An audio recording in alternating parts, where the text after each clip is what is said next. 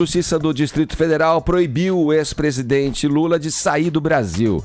A decisão veio no dia seguinte à condenação do petista em segunda instância pelo TRF de Porto Alegre.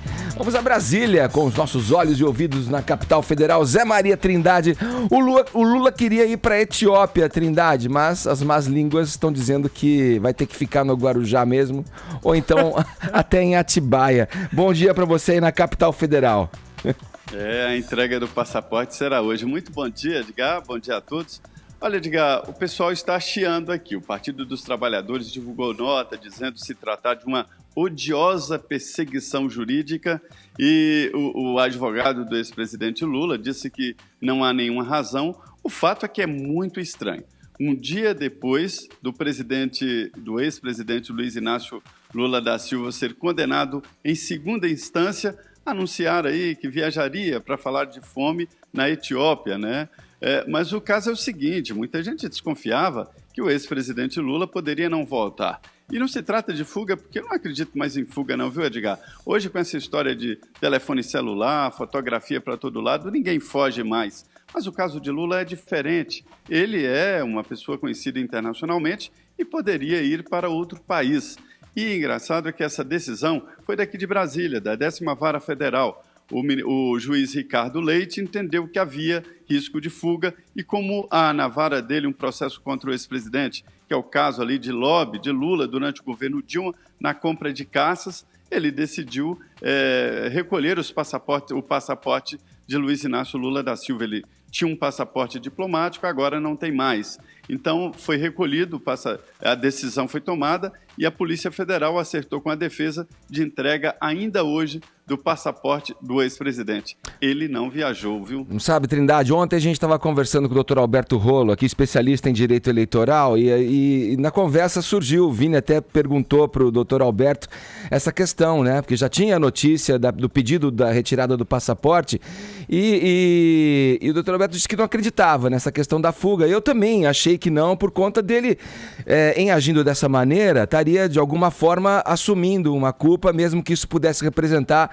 alguma estratégia da defesa, ele em outro país, enfim, com o asilo em outro país, a defesa continuar alegando a questão da perseguição e tudo mais. Agora, isso também passou pela minha cabeça agora enquanto você falava, que não poderia ser um truco da defesa, que essa viagem em algum momento nunca existiria e que isso, na verdade, faz parte de alguma estratégia aí da defesa para jogar uma fumaça? Não sei, Tonhalo, o que você acha disso? É viagem minha? Eu acho que seria, Edgar, Trindade, mais factível, mais fungível, como diz o desembargador Leandro Paulsen, mais fungível, que o Lula viajasse para um Uruguai da vida, que o Lula viajasse para uma Cuba da vida, que o Lula viajasse para uma Venezuela da vida. Inclusive nos contratos com a Petrobras internacionais, objeto da Lava Jato, não constam ilicitudes e irregularidades que envolvam a Etiópia. Eu acho, como diz o Zé Trindade, eu dificilmente o Lula fugiria via Etiópia. Eu acho um delírio. Fala, Zé. A viagem realmente foi programada, né? Um evento internacional e já estava programada antes. A defesa se preocupou muito com o Tribunal Regional Federal lá de Porto Alegre e se esqueceu dos outros juízes. De combinar com os juízes. Isso. Esse juiz daqui foi o mesmo que decidiu pela interrupção das atividades do Instituto Lula, né? Depois a decisão dele foi reformada e o PT faz questão de lembrar isso. Agora, Tonholi, não seria exatamente uma fuga, né? O discurso que o Lula está fazendo caberia muito bem num pedido de asilo. Perfeito, concordo. Agora, pedir asilo na Etiópia, Deus do céu. Mas depois da viagem da Etiópia, onde o Brasil não tem acordo de extradição, né, de lá ele poderia ir seguramente para outro país, né? É isso que apontou. Ele poderia fazer companhia ao Julian Assange na Embaixada do Equador em Londres, por exemplo. Aliás, a mídia internacional deu ontem que o Assange, por conta desses 6 anos enclausurado numa embaixada, está com problemas físicos e mentais. Não sei se o Lula teria condições físicas e aquela barriga pontuda dele desmente que ele está fazendo academia todos os dias, como ele está sempre brandindo. Difícil uma pessoa na idade dele, que conta aí 72 anos, difícil conseguir sobreviver em condições nada agradáveis de temperatura e pressão, né, Zé Maria Trindade? Além do que os regimes que apoiam o ex-presidente Lula, eles estão fragilizados e podem acabar a qualquer momento. Por exemplo, Venezuela, ninguém acredita, né, na continuidade do regime Maduro lá por muito tempo, apesar dessa possibilidade de candidatura nova dele. Então, o mundo está ficando muito pequeno, né? As relações estão estreitando muito o mundo. Agora, na verdade, Edgar, o que a gente vê por aqui é que a frase que eu traduziria o Lula agora é que eu vim para confundir e não para explicar. A própria candidatura dele é considerada aqui como descartada, ninguém acredita na possibilidade. A estratégia do PT é manter a candidatura, fazer campanha e lá na frente substituir o ex-presidente. É que o PT precisa desesperadamente de um candidato para tentar manter pelo menos ali uma bancada mínima no Congresso Nacional e continuar existindo. Edgar, Zé Maria, você sabe que ontem aqui em São Paulo teve um encontro do Diretório Nacional do PT, na sede da CUT, e durante esse encontro, estava lá o ex-presidente Lula, a ex-presidente Dilma Rousseff, Gleisi Hoffmann, o líder do PT no Senado, Lindbergh Faria, enfim, uma porção de gente. E o discurso do Lula, lá para meia dúzia de gato pingado, ô Zé Maria, você permite a indelicadeza? Eu vou pedir só para tirar a sua imagem aqui da tela e colocar, olha aí, o Bruno tá colocando para quem acompanha a gente com imagem pelo YouTube, algumas fotos desse encontro. A quantidade, para você que só tá ouvindo, de cadeira vazia, cadeira de plástico vazia, é absurdo. Brunão, passa para a próxima. Aí quem tá com imagem, tá vendo a imagem da fachada da sede da CUT, completamente vazia. Essa imagem foi tirada, essa foto da fachada da sede da CUT completamente vazia foi tirada porque tinha um grupo de jornalistas lá dentro e os assessores começaram a falar o seguinte: olha, gente, abre espaço aqui porque o presidente Lula tá chegando, então para evitar tumulto e tal, ele vai fazer um discurso ali fora, para evitar tumulto, abre espaço aqui. Aí um dos jornalistas que estava lá foi lá e tirou a foto. Quem tá vendo pela internet vai ver o espaço que foi preciso abrir. Não tinha ninguém. E nesse encontro o Lula falou algumas coisas do seguinte: ele começou a perceber que ele já tá começando a perder bastante apoio, você vê por essa reunião. Pode voltar, Brunão, para a imagem do Zé Maria. Obrigado. Ele tá vendo que ele perdeu apoio porque pouca gente foi lá. Além disso, ele já começou a se sentir desesperado, que antes do julgamento, ele falava com convicção de que não ia ser preso, Agora o discurso dele já mudou. Ontem, Zé Maria, ele começou a falar o seguinte para os militantes: olha, eu preciso de vocês nas ruas, eu preciso do PT também militando e tal, porque por mais que possa acontecer alguma coisa que a gente não deseja, a gente precisa continuar forte. Ou seja, que coisa seria essa? Ele já está contando com a prisão dele, que acontece rápido. E outras coisas, ele começou a falar que além dessa ajuda que ele precisa dos militantes e tal, do PT na rua, ele não pode respeitar, nas palavras dele, eu não posso respeitar a decisão de quem está se sentindo juiz, mas na verdade é um líder partidário, fazendo uma menção aos desembargadores e tal. Além desse discurso dele, o senador Lindbergh Farias falou o seguinte também: nós não vamos aceitar, o nosso próximo passo é uma guerra civil. Nessas palavras, ou seja, o pessoal do PT está transformando uma discussão política, o que é jurídica, como a gente já tem ouvido nos últimos dias, e tá aí a prova do desespero deles. Nenhum apoio e o desespero jogando aí pra galera. Meus caros ouvintes, Zé Maria Trindade, sobretudo, eu venho insistindo nesse programa há mais de semana numa questão que eu acho seminal para a democracia brasileira, que é o embaralhamento das instituições. A instituição política se meter com o aparato jurídico, a mistura de instituições que foi separada fundamentalmente pela Revolução Francesa. Isso se chama, no clássico livro de Karl Marx, o 18 Brumário de Luiz Bonaparte, bonapartismo civil. E esse tema bonapartismo civil foi aplicado a você atacar a justiça por meios políticos pelo Fernando Henrique e pela também socióloga Maria Vitória Benevides para cruzar o Jânio Quadros de bonapartista civil. O que é bonapartismo civil?